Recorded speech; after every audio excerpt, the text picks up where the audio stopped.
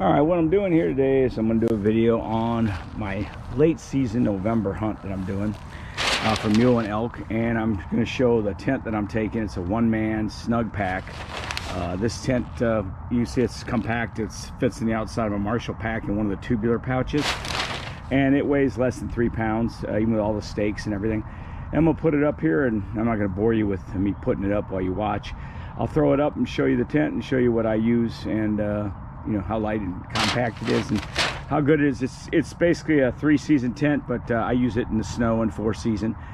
Basically it gives you a nice little isolation shelter to where you can keep your heat inside, and with a good sleeping bag it works really well. So I'm gonna go ahead and show that. I'm out here cutting a new piece of Tyvek for it off the roll, so that I can have a nice ground sheet underneath it. Tyvek is lightweight and works really good for puncture resistance, but like I said, it's loud, but if you put it in the dryer, it helps a little bit. So here's my video.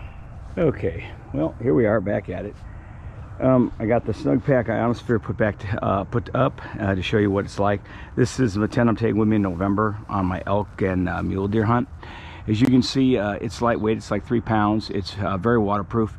It has a bathtub in it, so you can pretty much be assured you're going to stay dry even with snow. I cut a ground sheet out of Tyvek. You know, you want to make sure when you cut those that you have nothing overlapping the fly. You want to make sure it's underneath the fly, because if rain gets on this and goes underneath your tub, well, you're going to get wet, no matter what kind of tub you got. These are pretty good. You can almost float them in water and they won't leak, but it's best to make sure you trim it and keep your Tyvek ground sheet underneath the tent tarp, or you will, you know, have a tendency to get water in your gear. It's very roomy inside. You could actually get 2 people in there if you need to in a pinch. It doesn't look like it, but there is a lot of room in there. It's very large. I mean, a 6'7" guy that I know of used one of these and had lots of room. There's enough room where you can actually put your pack up here to the front and use it as a pillow. And you know, I'm 6 foot and I have lots of room at my foot. I got either foot at the bottom if I want, or I can push my feet all the way down in. It's very large for the size tent that it is. It's very lightweight, easy to set up.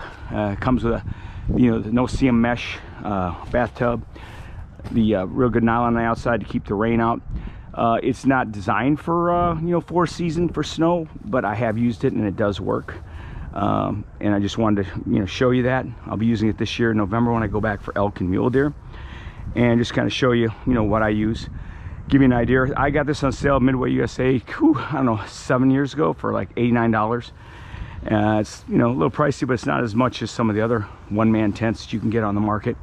And it works really well. So there it is. I hope you enjoy it. I hope it helps you some way. If you're thinking about getting a one-man tent for hunting, you can keep in your pack and be completely waterproof. The only drawback to this, I was just noticing these footprints in here. I think that's kind of odd. I guess must have been from the factory when they were assembling it. They stepped on it. Isn't that weird? Huh. Never noticed that before. Interesting. You can take this thing here, and I lost my train of thought on that when I saw those footprints in there. So I've had it and never noticed that before. You can tie this thing down in a windstorm. It'll hold up. The only drawback is you have to put up a rain tarp if it's raining. Otherwise, once you get it wet inside, because this fly is not attached to the inner mosquito netting, so if you don't put up a rain fly first and it's a downpour, you're going to get everything wet. So you're gonna have to have a small tarp, which I carry, and I can set up in a quick teepee configuration between 2 trees, and then I can set this thing up and don't have to worry about getting it wet. So anyway, that's my video. I hope it helps y'all. I hope you know, you get something from it, and you'll see me using this in November when I go back for elk and mule deer. Provided the snow's not too deep, I'm gonna try to get in there and you know, get an elk or mule deer. Thanks for watching.